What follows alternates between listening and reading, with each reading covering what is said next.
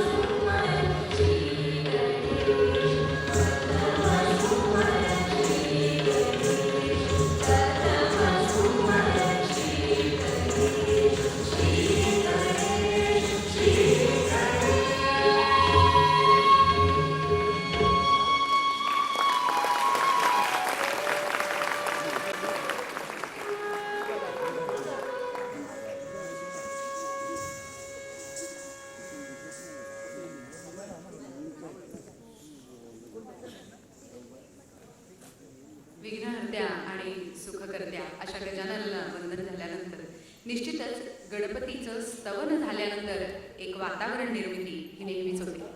कोणत्याही पवित्र कार्याची सुरुवात आपण गणेशाच्या स्तवनाने तर करतोच, पण कोणत्याही जेव्हा एखादा रंगमंचावरचं सादरीकरण असतं त्याचाही आरंभ हा आपण अशाच पद्धतीने करत असतो.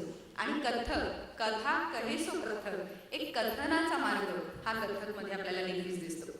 साधारणपणे कथकच्या पारंपरिक वस्तुक्रमामध्ये आपल्याला असं दिसतं की गणपती वंदना केल्यानंतर सादर केला जातो तो ताल. पण आज जो ताल आपल्यासमोर सादर केला जाणार आहे जपताल आहे, 10 मंत्रांचा ताल आहे, परंतु अत्यंत वेगळ्या स्वरूपात हा मांडला जाणार आहे. पारंपरिक रचना तर आहेतच, तोडे परण या सगळ्याला जपानी वाद्यांची साथ मिळणार आहे.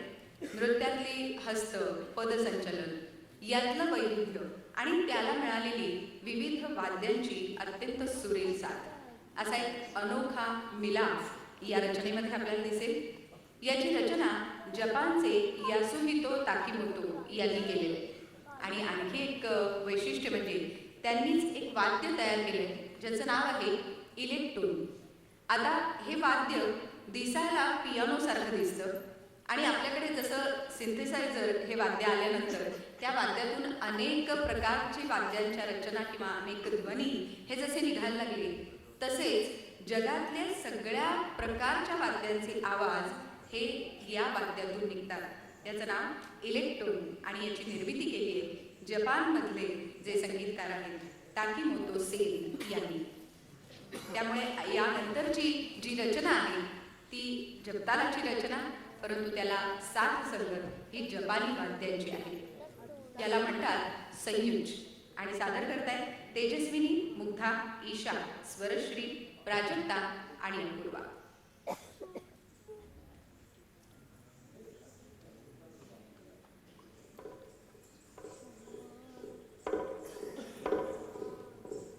Dina,